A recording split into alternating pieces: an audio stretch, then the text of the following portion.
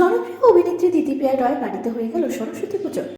আপনাদের সবাইকে স্বাগত সিনে গসিপে। অভিনেত্রী দিতিপ্রিয়া রায়ের বাড়িতে প্রত্যেকবারে না এবারও হলো সরস্বতী পুজো। সরস্বতী পুজোর একাধিক মুহূর্ত শেয়ার করে শুভ বসন্ত পঞ্চমী জানালেন অভিনেত্রী। বন্ধুরা হলুদ রঙের শাড়ি মানানসই সাজে দেখাচ্ছিল দিতিপ্রিয়াকে ভারী মিষ্টি। মা সরস্বতীর সামনে একাধিক মুহূর্তই শেয়ার করলেন টনি সুন্দরী দিতিপ্রিয়া রয়।